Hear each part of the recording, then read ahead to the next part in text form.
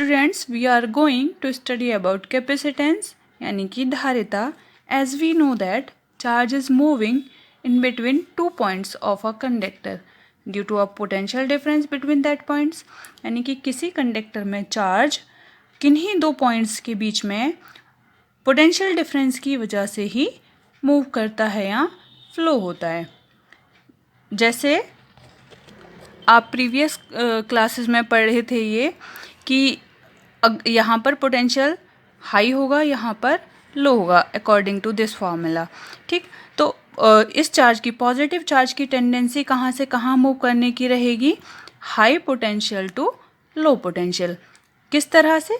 बिल्कुल ठीक उस तरह से जैसे वाटर होता है. वाटर क्या करता है? Higher level to lower level flow होता है. ठीक इसी तरह से अगर दो आपने सब्सटेंसेस रखे हैं, एक की हीट ज़्यादा है या एक का टेम्परेचर ज़्यादा है, दूसरे का टेम्परेचर कम है, तो इनमें हीट का ट्रांसफ़र कहाँ से कहाँ होता है? ज़्यादा टेम्परेचर से कम टेम्परेचर वाले ऑब्जेक्ट की तरफ. कब तक होता है? जब तक कि दोनों के टेम्परेचर इक्वल ना हो जाएं. ऐसे ही वाटर का लेवल कब तक मूव करेगा? जब तक कि दोनों लेवल इक्वल ना हो जाएं. ठीक वैसे ही पोटेंशियल भी, अगर आपने दो कंडक्टिंग स्फेयर्स रखे हुए हैं एक दूसरे से पास और एक का पोटेंशियल ज़्यादा है, हाई है दूसरे के पोटेंशियल से, तो चार्ज भी एक कंडक्टिंग स्फेयर से दूसरे कंडक्टिंग स्फेयर की तरफ मूव करेगा जब तक कि दोनों के पोटेंशियल इक्वल ना हो जाएं due to the potential difference. On the basis of conductivity substances are categorized in two forms. One is conductor यानी कि चालक, and second one is insulator और dielectrics. What is conductor? Conductor जिनमें कि free charge sufficient amount में हो या फिर जो इलेक्ट्रिसिटी को इजीली पास करा दें अपने से, वो कंडक्टर होते हैं. जैसे सिल्वर, एल्यूमिनियम, कॉपर और another metals. Next one insulator और डाइलेक्ट्रिक्स. तो डाइलेक्ट्रिक्स या इंसुलेटर्स क्या हैं? जो कि नॉन कंडक्टिंग सब्सटेंसेस होते हैं, या फिर दूसरी तरह से बोलें जो जिनमें चार्ज कैरियर्स नहीं होते हैं, यानी कि फ्री चार्ज नहीं होते हैं, नेग्लिजिबल अमाउंट में हो फ्री चार्ज, या फिर फ्री चार्ज होना, या फिर दूसरी तरह से बोला जाए तो कंडक्टिंग सब्सटेंस नहीं हो, वो क्या होते हैं? वो इंसुलेटर्स या फिर डाइलेक्ट्रिक्स. जैसे ग्लास, मिका, पेपर एक्सेट्रास. अच्छा, डाइलेक्ट्रिक्स और कंडक्टर्स पर एक्सटर्नल इलेक्ट्रिक फील्ड का क्या इफेक्ट होता है ये देखते हैं. कि अब जैसे हम पहले भी एक बार ये पढ़ चुके हैं कि कंडक्टर के अंदर इलेक्ट्रिक फील्ड ज़ीरो होता है. जो चार्ज, अगर एक्सिस चार्ज आप इन द स्टैटिक सिचुएशन आप एक्सिस चार्ज इस पर दो, तो वो ओनली आउटर सरफेस पर स्टोर होता है. तो वो क्यों होता है, कैसे होता है ये देखते हैं, और डाइलेक्ट्रिक्स किस तरह से बिहेव करते हैं in the external electric field ये देखते हैं. जब हम कंडक्टर्स को एक्सटर्नल इलेक्ट्रिक फील्ड में रखते हैं तो उनमें जो चार्जेस होते हैं वो दो तरह के होते हैं. एक होता है फ्री चार्ज, दूसरे होते हैं बाउंड चार्ज.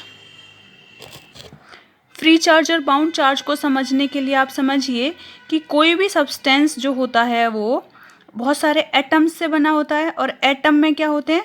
इक्वल अमाउंट में पॉजिटिव और नेगेटिव चार्जेस होते हैं. यानी कि इलेक्ट्रॉन और प्रोटॉन इक्वल होते हैं. जो पॉजिटिव चार्ज होता है वो न्यूक्लियस में रहता है और नेगेटिव चार्ज आउटर ऑर्बिट्स में रिवॉल्व करते हैं.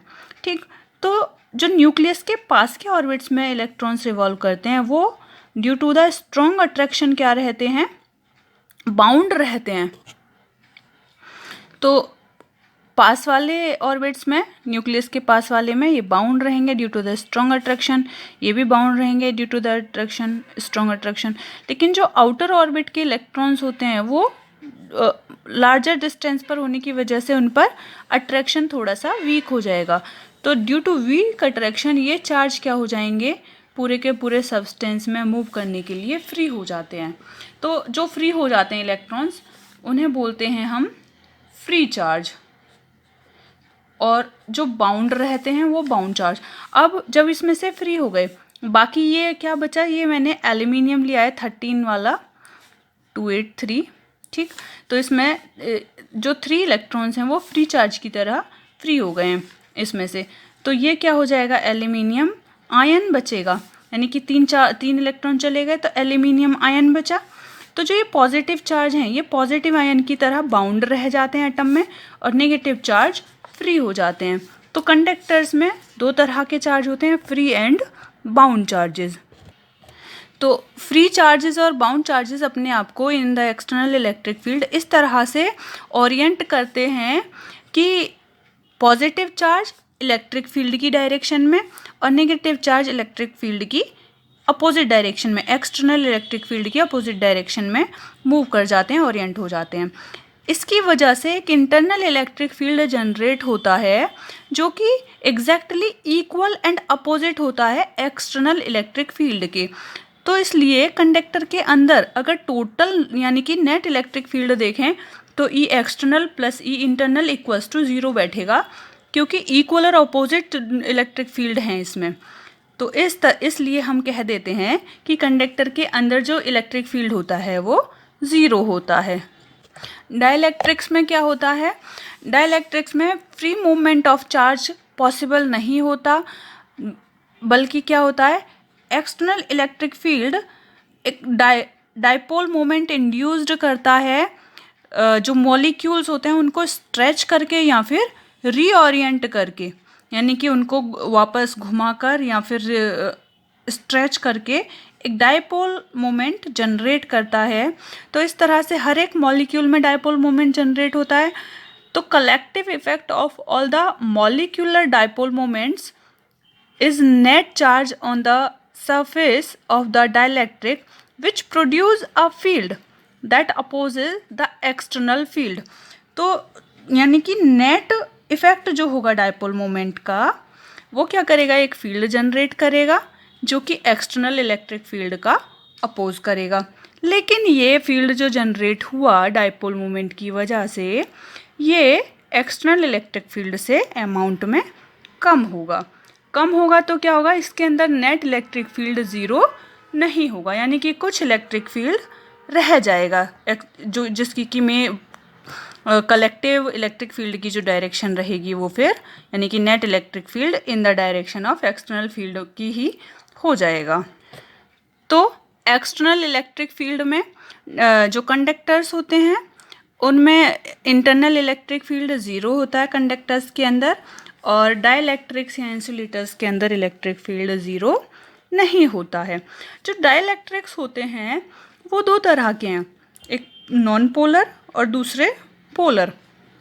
नॉन पोलर क्या हैं, जिनमें पॉजिटिव और नेगेटिव चार्जेस के सेंटर कोइंसाइड्स होते हैं, यानी कि नेगेटिव चार्ज और पॉजिटिव चार्ज के जो सेंटर होते हैं वो सेम पॉइंट पर हों, एक ही पॉइंट पर हों, इस तरह से कि एक पॉजिटिव चार्ज एक नेगेटिव चार्ज दोनों के सेंटर एक ही जगह एक ही पॉइंट पर दिखें, तो वो नॉन पोलर होते हैं।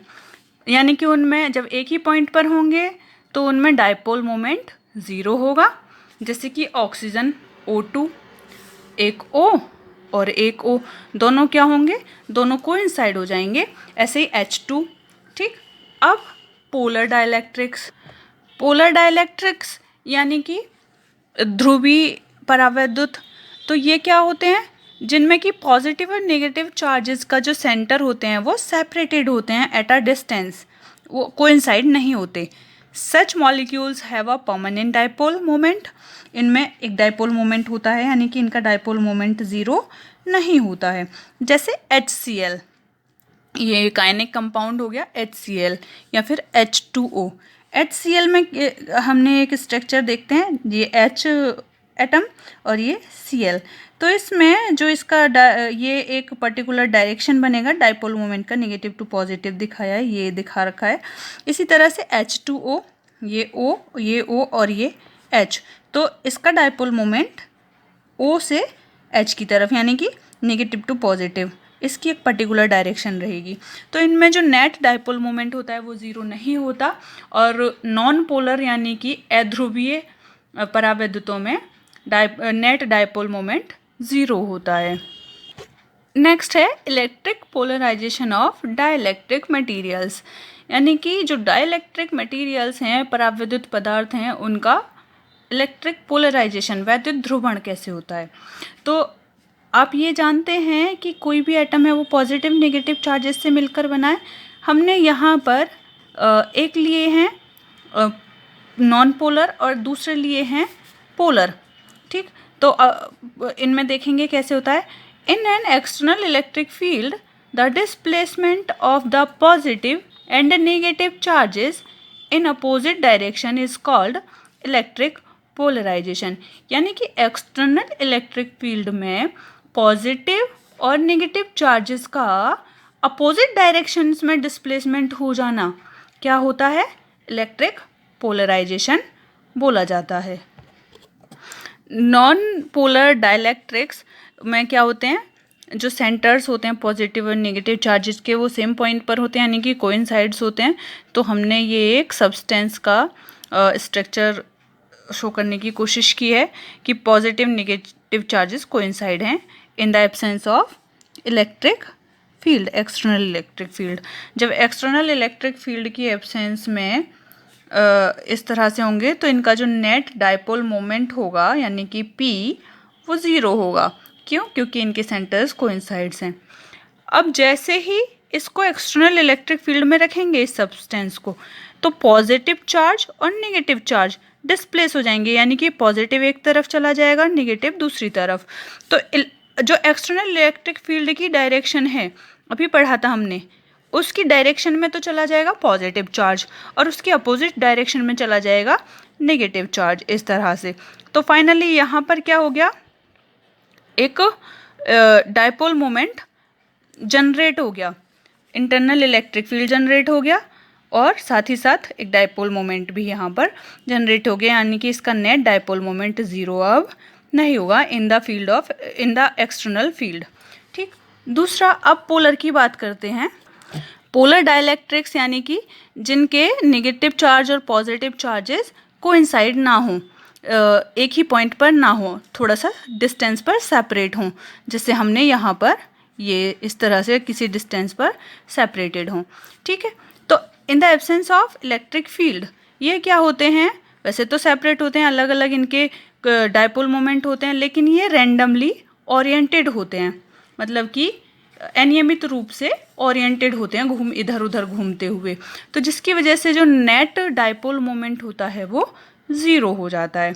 अब जैसे ही इनको एक्सटर्नल इलेक्ट्रिक फील्ड में रखते हैं पोलर डाइलेक्ट्रिक्स को, तो जब एक्सटर्नल इलेक्ट्रिक फील्ड में रखते हैं तो ये कुछ इस तरह से सेपरेट हो जाते हैं कि नेगेटिव पॉजिटिव, मतलब नेगेटिव चार्ज सेपरेट होंगे लगभग सिमिलर डायरेक्शन में, इधर इधर इधर, और इलेक्ट्रिक फील्ड की डायरेक्शन में पॉजिटिव चार्ज, ठीक। तो पॉजिटिव चार्ज इलेक्ट्रिक फील्ड की डायरेक्शन में और नेगेटिव चार्ज इलेक्ट्रिक फील्ड की अपोजिट डायरेक्शन में।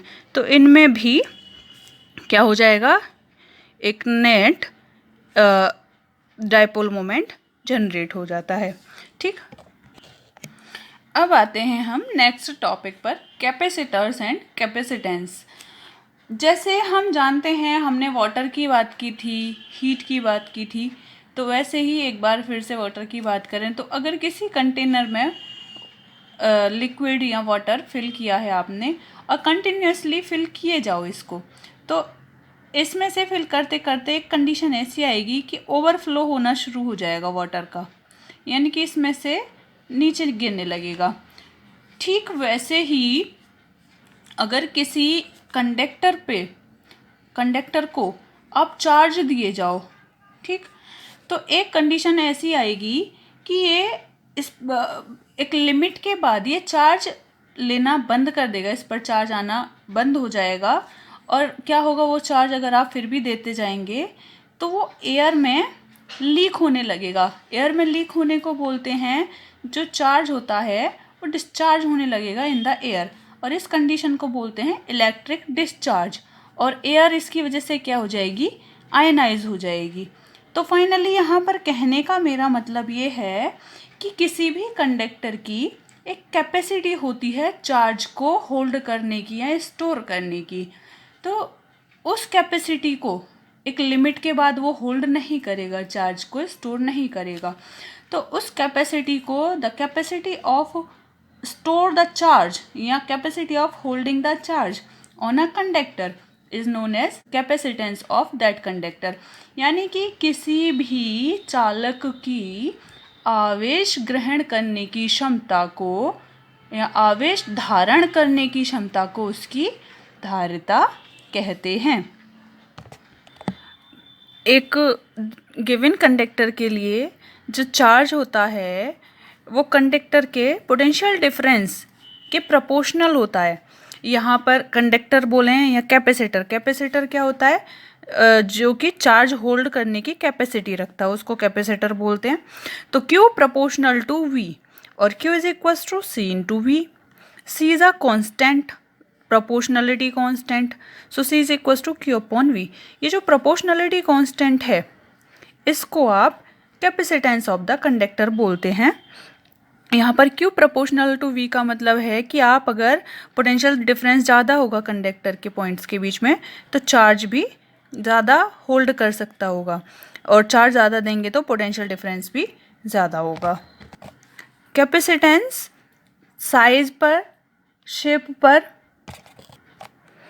कंडक्टर के साइज, शेप और जिस मीडियम में वो रखा है या कैपेसिटर के बीच में जो मीडियम रखा है इन पर डिपेंड करता है। Q और V पर ये कैपेसिटेंस C डिपेंड नहीं करता है, ये independent on Q and V है। ओनली डिपेंडेंट टर्म है Q and V। Q depend है on the V but C is independent on Q and V।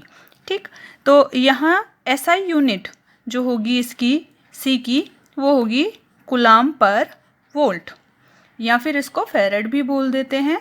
और इसका जो डायमेंशनल फार्मूला बनेगा वो coulomb upon dimension of coulomb upon dimension of volt से ये बनेगा। जो फेरेड होता है बिहेवियरली यानी कि व्यवहार में ये एक बहुत बड़ा यूनिट है, तो जनरली हम माइक्रोफेरेड, पिकोफेरेड या नैनोफेरेड यूज़ करते हैं।